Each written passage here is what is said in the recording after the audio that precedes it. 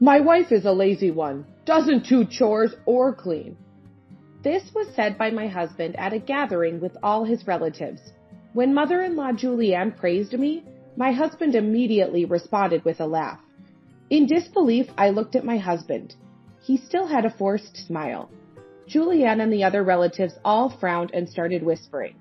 The room quickly became uncomfortably tense. Actually, I couldn't hold back and spoke up.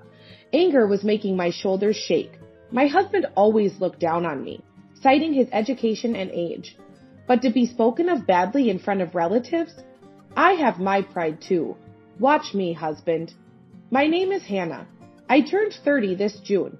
I met my husband John 3 years ago.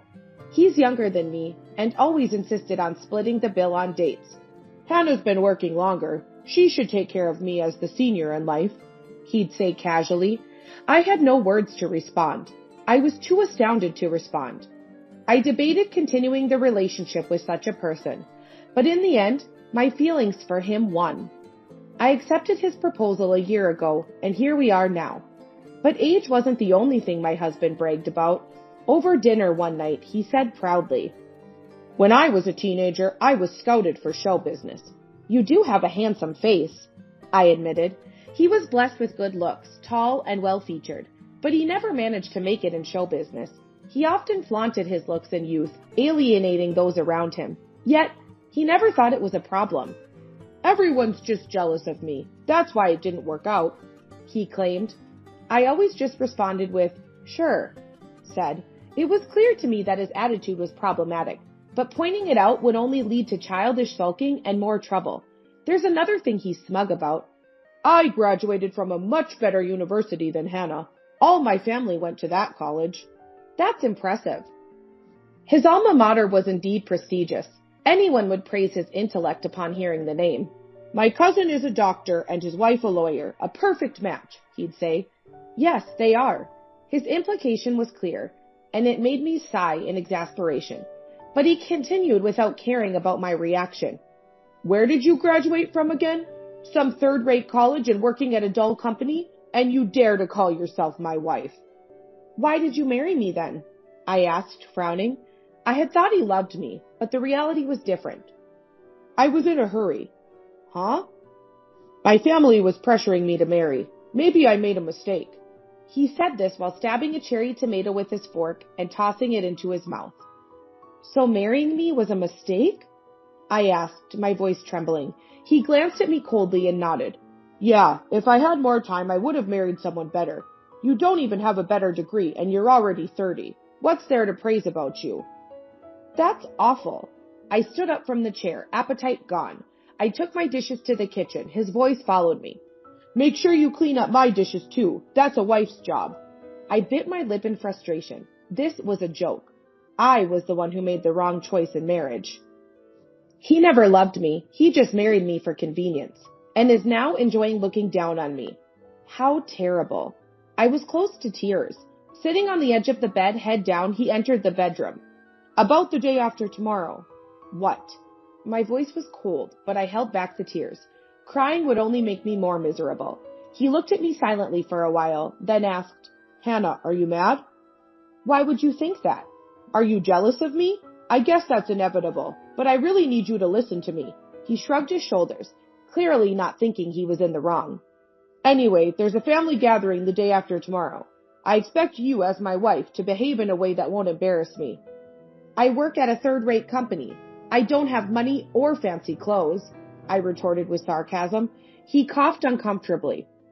"You could rent a dress. Can't you think of that?" "Are you saying you won't buy it for me?" "Why should I?" He backed away, looking like a victim. Is that all you wanted to say?" asked. "If there's nothing else, leave me alone. I'm going to sleep." "I'll sleep too. Yeah, let's call it a night." He decided on his own and crawled into bed. "But eventually, we need to have kids." "You don't want children with me." "It's the parents. They're nagging." His words were selfish, devoid of any love for me. I realized even before our marriage, he never cared for me. When I wore uncomfortable high heels for a date, "You walk funny in those," he said with a mocking smile. "Oh, I might have forgotten my wallet." A few times he said that, making me pay the entire bill. Still, I believed in him. No, that's not right. I believed in my intuition, convinced that he was the only one, desperately trying not to be dumped. Maybe he appreciated my desperation and chose me as his wife, a convenient woman who would do as he says. His family home was grand and somewhat old-fashioned. Inside the large room, many relatives gathered. "Mom, I'm home." "Oh, John, welcome back. Haven't seen you, Hannah, since the wedding." "Yes, it's been a while," I nodded. Then he quickly said, "I'd love to come more often, but she's too shy." "Oh, don't be so formal. You're part of the family," Julianne said, smiling. But in her smile, there was a hint of the same mocking tone as her son. I never refused to go to his family's house. In fact, it was the opposite. He always made excuses to keep distance from his family, using me as a convenient excuse. "Hannah, could you help with the cooking? I can't manage alone." "Oh, no, Mom." He exaggeratedly shook his head. Also, I guess he's trying to say something bad about me. I had an idea of what he might say, but his words were more than I expected. "She can't cook." What? I was genuinely surprised. I was indeed a company employee, but I never neglected housework. I always made breakfast and dinner for him. Yet he had the audacity to say such things? As I stood there dumbfounded, Julianne tried to smooth things over. "But you do other chores, right? Balancing work and house chores is impressive." "That's not..."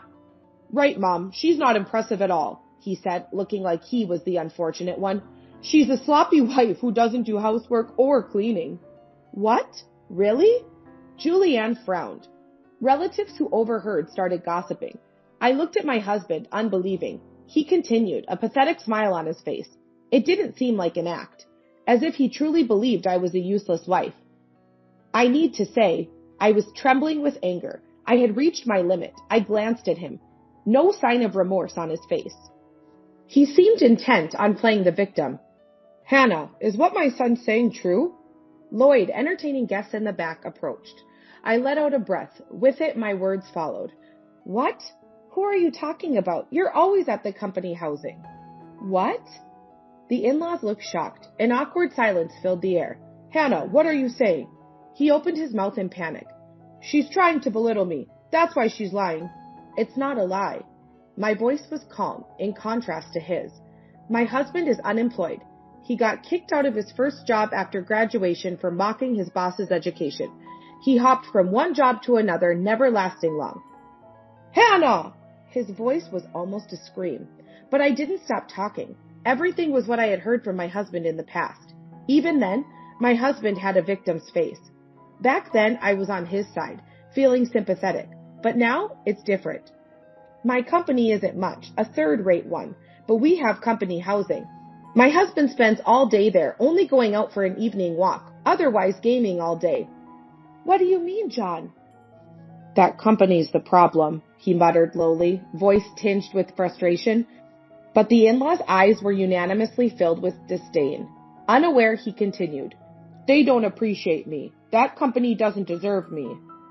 "So you're being supported by a woman who's inferior in every way, education included?"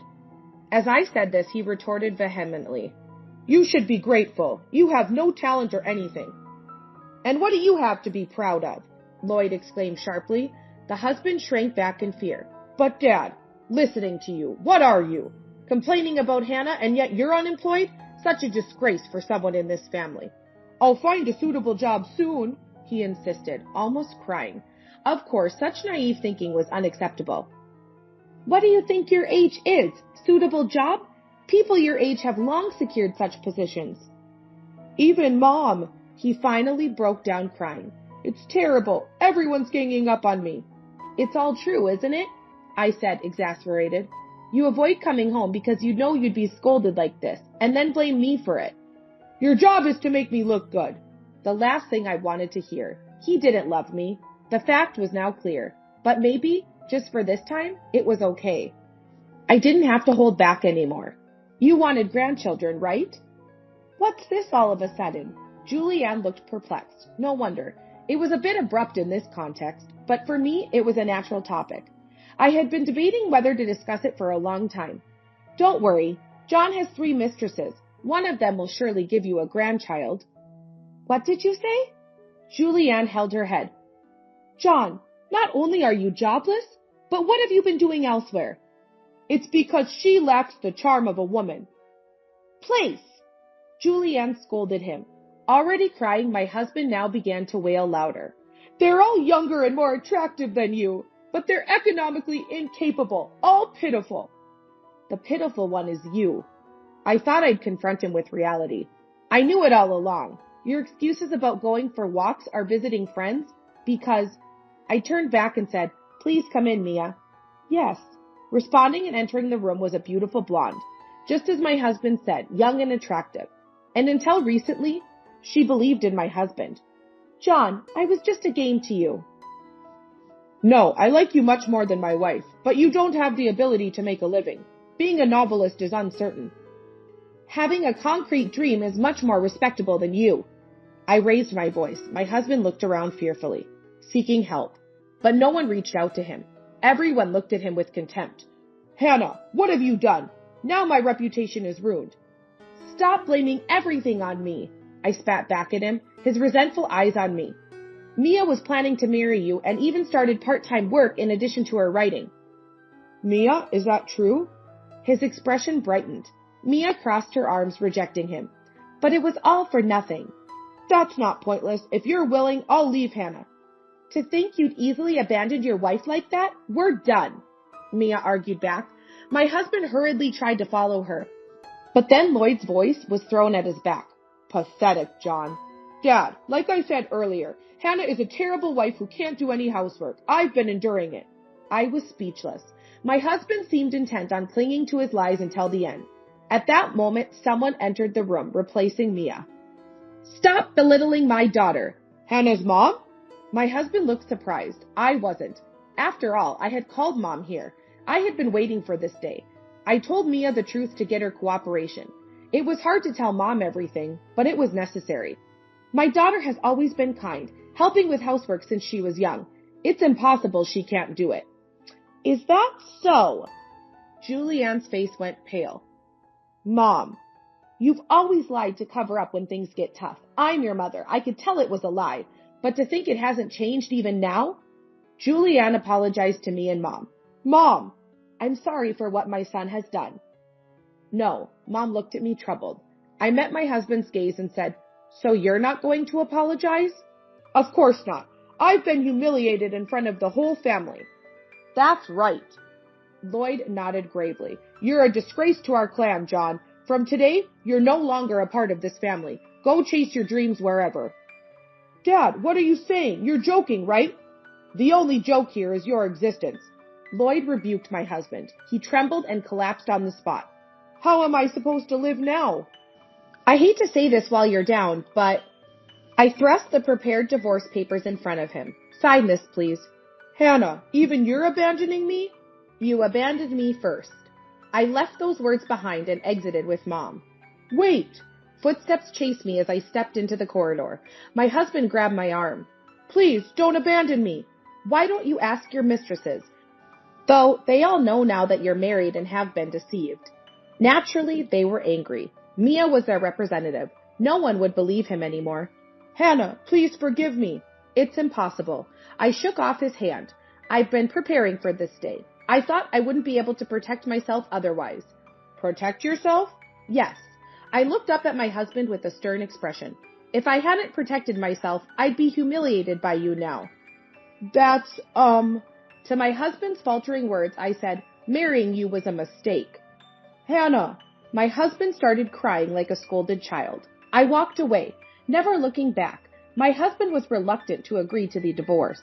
Calls came daily to my mobile phone. I didn't answer.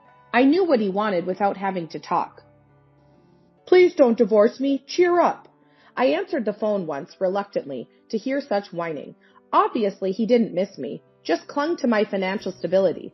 I'm just clinging to my financial ability. This is so obvious that no matter what is said or complained about, I can only feel annoyed. Mia called me. Mia? He sounded momentarily hopeful, but my words dashed to sweet delusions. She's moving, starting over in a new town. What about me? She didn't mention you. Seems like she's completely over you. No way. His voice froze. I thought it was for the best. Mia is still young, and she's also beautiful. Beautiful with a dream of being a novelist. It would be a pity if she ruined her life associating with someone like him. The other mistresses seemed to have cut him off too. Otherwise, he wouldn't be so desperately relying on me. You're all I have left, Hannah. Why? I feigned surprise. Why do you think I would help you? Because you love me, right? Even now, my husband was pushing his perceived attractiveness. I couldn't help but laugh. I did like you indeed. Then? But that's in the past, I declared firmly. Voicing it out loud helped me reaffirm my feelings. I don't love him anymore, not even a bit. The fact that I ever loved such a person feels bitterly regrettable. Goodbye then. Wait, Hannah! His voice was filled with anguish. I mercilessly ended the call.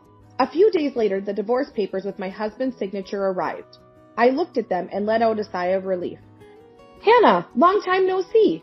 Mia stood at the door, bowing her head. I smiled and invited her in. How's the novel going? Thanks to you, I managed to meet the deadline. That's great. I offered her coffee, relieved. It was a strange connection, but Mia and I had started keeping in touch since then. We both fell for the same man and suffered similarly. Your advice really helped me. Don't take an amateur's opinion too seriously. No. Mia looked directly at me. You were the first person to seriously listen to my problems, Hannah. Really? Yes, that's why I'm grateful. Mia smiled gently. Even as a woman, I felt nervous being smiled at by such a beauty. But Mia seemed unaware of her effect. Over coffee, she continued. Hannah, what about your next romance? No way. I was clear. I've had enough of men for a while. What about you, Mia? Well, Mia blushed and looked down. I could guess. You have someone you like? People always say I fall in love easily. Maybe they're right. Mia looked embarrassed, but I found it endearing. Why not? Go for the next love. You think so? Yes, I guarantee it. You deserve to meet a wonderful man and be happy. Thank you, Hannah. Mia finally looked up, blushing more attractively than before. After Mia left, I looked around my room.